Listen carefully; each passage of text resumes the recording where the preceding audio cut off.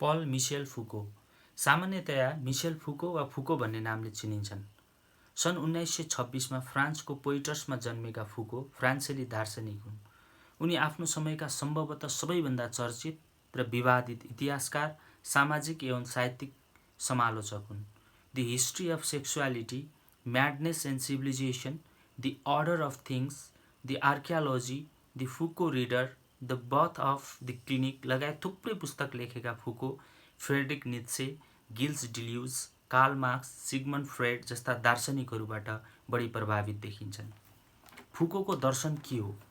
फुको संरचनावादी एवं उत्तर संरचनावादी दुवै आन्दोलनमा संलग्न थिए। फुकोको प्रभाव केवल दर्शनशास्त्रमा मात्र सीमित छैन, बृहत मानवीय एवं सामाजिक मान्यताहरूमा उनको प्रभाव देखिन्छ। 1969का बहुप्रतिष्ठित कलेज डे फ्रान्स, जहाँ उनले आफ्नो मृत्यु पर्यन्त काम गरे र त्यहाँ विशेष गरी उनले विचारको पद्धतिको बारेमा ऐतिहासिक रूपमा अध्यापन गरे, त्यहाँ आउनुभन्दा अगाडि नै खास गरी शैक्षिक रूपले फुको एकजना बौद्धिकको रूपमा परिचित भइसकेका थिए। विशेष गरी 60को दशकमा नै उनी तत्कालीन समयको जल्दाबल्दा विद्वान थिए। सन् 70को दशकदेखि उनी राजनीतिक रूपले पनि क्रियाशील भए। उनी द इन्फर्मेसन सर्लेस प्रिजन्स नामक समूहका संस्थापक पनि थिए। खास गरी समलिङ्गी र सीमान्तकृत समूहको पक्षमा उनले थुप्रै आन्दोलनहरू गरे। उनले फ्रान्स बाहिर पनि नियमित प्रवचनहरू दिए। फुकोले संयुक्त राज्य अमेरिकामा बारम्बार प्रवचन दिएको पाइन्छ। सन् 1983मा अमेरिकाको क्यालिफोर्निया विश्वविद्यालयमा वार्षिक रूपमा पढाउन उनी सहमत पनि भए, तर सन् 1984मा एड्स रोगका कारण फ्रान्सको पेरिसमा उनको मृत्यु भयो। फुकोलाई एउटा दार्शनिकको रूपमा मात्र चिन्नु पर्याप्त हुँदैन। दर्शन उनको आधार हो, तर दर्शन सँगसँगै फुको मनोविज्ञान र इतिहासमा पनि उत्तिकै रुचि राख्थे। उनका धेरै पुस्तकहरू चिकित्सा र सामाजिक विज्ञानसँग पनि सम्बन्धित छन्। साहित्य र राजनीतिमा पनि उनको गहिरो लगाव थियो। फुकोका लगभग रचनाहरू पढ्दा मुख्यतया दुईवटा कुरा भेटिन्छ। या त उनले दर्शनको प्रारम्भिक बुझाइमाथि आलोचना गरेका छन्, नभए परम्परागत दार्शनिकहरूको सोचमाथि ऐतिहासिक ढङ्गले चिरफार गर्ने काम गरेका छन्। फुकोको बौद्धिक पृष्ठभूमि। फुकोलाई बुझ्न सबैभन्दा पहिला उनी शिक्षित भएको दार्शनिक वातावरण बुझ्न जरुरी छ। सन् 1946 जति बेला युरोपमा अस्तित्ववादको प्रभाव थियो, उनले मार्लियो पोन्टीका धेरै प्रवचनहरू सुने। त्यो समयमा फुकोको लागि हेडेगर विशेष रूपले महत्त्वपूर्ण थिए। हेगेल र मार्क्स पनि उनका रुचिका विषय थिए। इकोल नोर्मेसमा रहँदा बस्दा फुकोलाई जिन हिप्लोइटले पनि निकै प्रभावित पारे र उनी बरोबर उनका समालोचनाहरू पढ्ने र सुन्ने गर्थे। सँगसँगै लुई अल्थ्युसरका संरचनावादी अध्ययनमा पनि उनको गहिरो रुचि थियो। त्यसैको परिणाम फुकोको पहिलो रचना introduction to dream and existence पूर्णतया अस्तित्ववादमा आधारित थियो र पछि मालाडाइन मेन्टाइड पर्सनालाइट जुन मार्क्सवादमा आधारित थियो, यो पनि उनले लेखे। तर अन्तिममा उनी यी दुवै दर्शन अस्तित्ववाद र मार्क्सवादबाट धेरै टाढा पुगे। फुकोको बौद्धिक पृष्ठभूमिमा शास्त्र पनि जोडिएका छन्। त्यसो त फुको र शास्त्रका बीचमा धेरै विविधताहरू छन्। त्यति हुँदाहुँदै पनि फुकोको विशेष गरी बुर्जुवा समाज र संस्कृतिलाई हेर्ने कुरामा शास्त्रसँग फुको धेरै नजिक देखिन्छन्। बुर्जुवाभित्रका समान्तरकृत जस्तै कलाकारहरू, समलिङ्गीहरू, कैदीहरू आदिलाई निरन्तर सहानुभूति राख्थे दुवैजना, शास्त्र र फुकोले। साहित्य र मनोविज्ञानमा दुवैको रुचि थियो। दुवैको निम्ति दर्शन गहिरो अभिरुचिको विषय थियो। प्रारम्भमा दुवैजना राजनीतिबाट टाढा थिए, तर पछि उनीहरू राजनीतिका बलिया अभियन्ता बने। तर अन्तिममा फुकोले आफूलाई शास्त्रबाट अलग गरे। फुकोको नजरमा शास्त्र केन्द्रीकृत थिए र शास्त्रले विशुद्ध आत्मरतिक ढङ्गले विषयहरूलाई व्याख्या गर्थे र पटक पटक फुकोले शास्त्र सम्बन्धी यही कुरामा व्यङ्ग्य गरेका छन्। व्यक्तिगत र राजनीतिक रूपले शास्त्रको भूमिकालाई फुकोले पूर्णतया अस्वीकार गरे। विशुद्ध मूल्य मान्यताको आधारमा समाजलाई मूल्याङ्कन गर्ने शास्त्रको तौर तरिका फुकोलाई मन परेन। शास्त्रले भन्ने सार्वभौम विद्वता यो कुरा पनि फुकोले रुचाएनन्। फुकोले आफूलाई शास्त्रभन्दा अलग देखाउने जमर्को गरे पनि यदाकदा उनीहरू बीचको सम्बन्धको प्रश्न फुकोलाई अध्ययन गर्दाखेरि एउटा उर्वर प्रश्न बनेर उभिएको हुन्छ। लामो समयदेखि वाम बुद्धिजीवीहरूले बोलिरहे र उनीहरूलाई न्याय र सत्यको पक्षमा बोल्न सक्ने क्षमता भएको विज्ञको रूपमा चित्रित गरियो। उनीहरू फुको र शास्त्र दुवैले ब्रह्माण्डकै प्रवक्ताका रूपमा बुझ्न थालियो। एउटा बौद्धिक बन्नुको अर्थ हो सचेत बन्नु। मार्क्सवाद, अझ मुर्जाएको मार्क्सवादले सर्वहारा हुनु भनेको ऐतिहासिक अवस्थाको अनिवार्य आवश्यकता मान्दछ र त्यही सर्वहारालाई सार्वभौमिकताको सम्भावकको रूपमा व्याख्या गर्छ। तिनै सम्भावकहरू आफ्नो आकस्मिक अप्रतिबिम्बित सम्भावनाबारे भने सचेत हुँदैनन्। त्यसैले उनीहरू बौद्धिक रूपले आफ्नो नैतिक, सैद्धान्तिक र राजनीतिक छनौटबारे पनि सचेत हुँदैनन्। यो सार्वभौमिकताको सम्भावक बन्न उत्प्रेरित हुन्छन्, तर उनीहरूलाई यही सार्वभौमिकता भनेको के हो राम्रोसँग थाहा हुँदैन। यसरी उनीहरू बौद्धिकतालाई सार्वभौमिकताको एउटा विशुद्ध आकृति मान्दछन् जसको अस्पष्टता सामूहिक रूपमा सर्वहारामा विस्थापित गरिन्छ। बौद्धिकहरूले यस्तै भूमिका खेलिरहेको पाइन्छ। पछि सिद्धान्त र अभ्यास बीचको तारतम्यतामा नयाँ मोड स्थापित भएपछि बौद्धिकहरूको सार्वभौम, उदाहरणीय वा सबैका लागि न्याय र साथको तहमा नभई कुनै विशिष्ट क्षेत्रहरूमा काम गरेको पाइन्छ। यसरी बौद्धिकहरू सर्वहाराहरूबाट अलग भएको देखिन्छ। उनीहरूको क्षेत्र उनीहरूको जीवन र उनीहरूले गर्ने कामले निर्धारित गरेको हुन्छ। जस्तै आवास, अस्पताल, प्रयोगशाला, विश्वविद्यालय, परिवार र शारीरिक सम्बन्ध आदिहरूमा बौद्धिकहरूको दृष्टिकोण के हो भन्ने कुराले उनीहरूलाई सर्वहाराबाट अलग गराइराखेको हुन्छ। तर पनि बौद्धिकहरू यस्ता धेरै थुप्रै समस्याहरूले घेरिनु परेको हुन्छ जुन विशिष्ट, असार्वभौम र ती आम मान्छेका समस्याहरूभन्दा केही फरक हुन्छन्। तर यति हुँदाहुँदै पनि सर्वहारा पनि आम मान्छेहरूको नजिकमा पुग्छन्। कारण के त भन्दा सर्वहारा पनि आम मान्छेहरू जस्तै वास्तविक, भौतिक, दैनिक सङ्घर्षहरूको प्रश्नसँग जोडिएका हुन्छन्।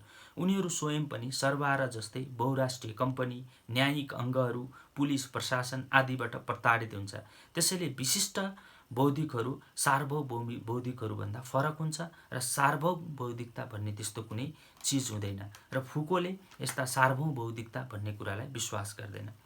फुकोले कैदीहरूको केस स्टडी गर्दै अर्को एउटा के निष्कर्ष निकालेका छन् भने राज्यले निर्माण गरेका नीति, नियम एवं प्रशासनिक संयन्त्रहरूले एउटा व्यक्तिको मनोवृत्तिलाई तात्विक रूपमा फरक पार्दैन।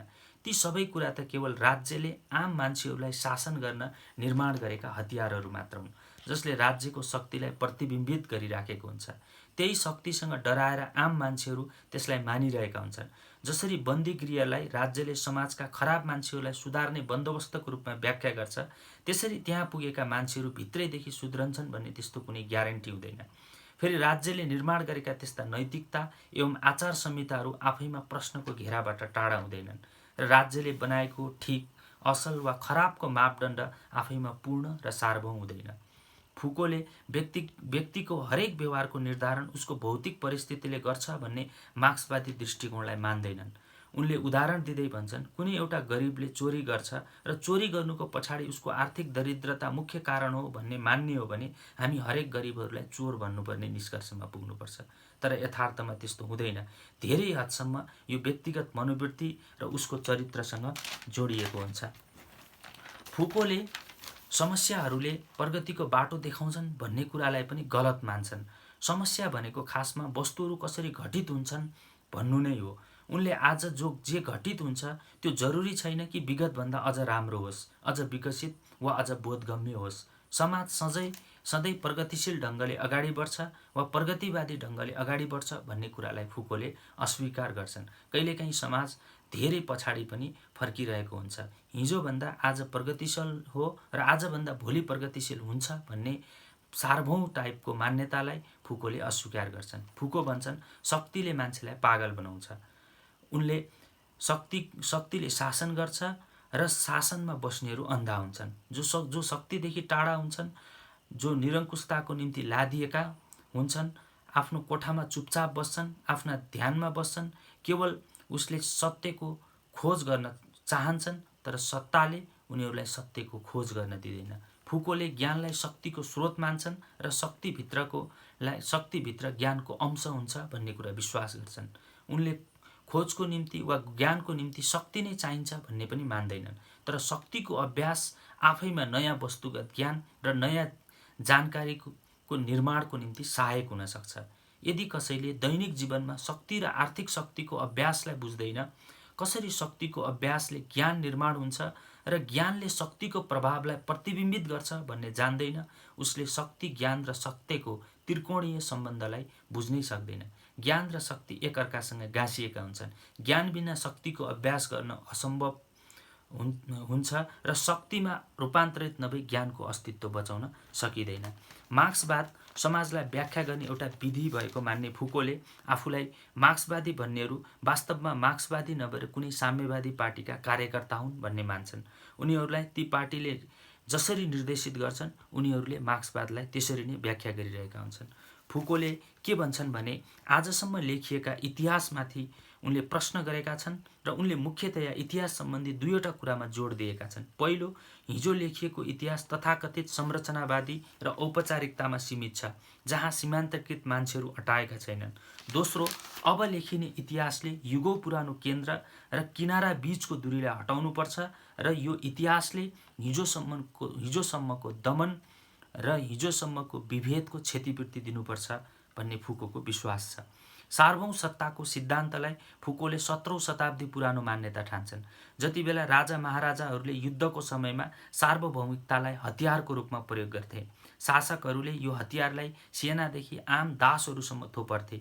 यो हतियारलाई शक्तिलाई एकीकृत गर्ने, सीमित गर्ने र यो बहानामा शक्तिको प्रयोग गर्ने एउटा मौकाको रूपमा शासकहरू प्रयोग गर्थे। चाहे तत्कालीन क्याथोलिक हुन् वा प्रोटेस्टेन्ट, सबैले यही हतियार प्रयोगमा ल्याउँथे।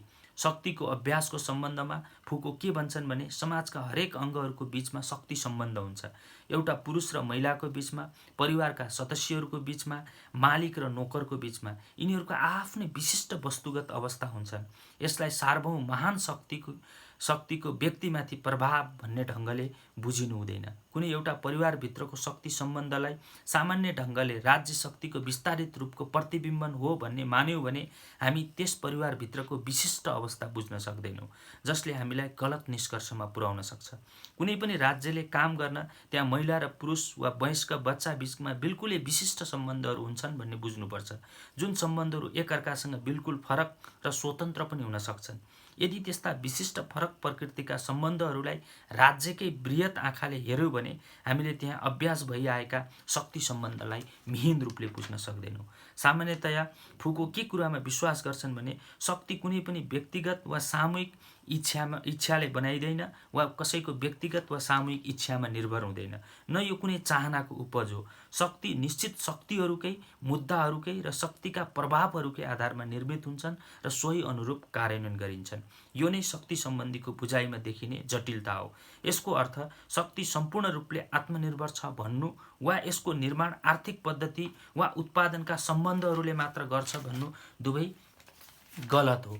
फुकोले कुनै पनि विश्लेषण गर्दा व्यक्तिगत जिम्मेवारीको दूरबीन राखेर गर्नु हुँदैन भन्छन्। अर्थात् व्यक्तिगत बुझाइ र व्यक्तिगत आधारमा गरिने विश्लेषणहरूले सही निष्कर्ष निकाल्न सक्दैन।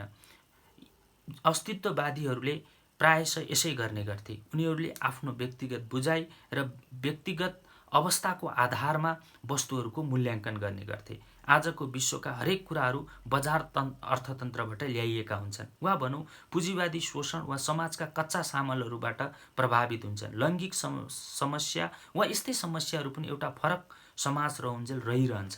यदि राजनीतिकरणको अर्थ कुनै बनिबनौ धारणाहरू वा संरचनाहरू हुन् भने बल र शक्तिका पद्धतिहरूमाथिको विश्लेषण उपयोगी हुन सक्दैन।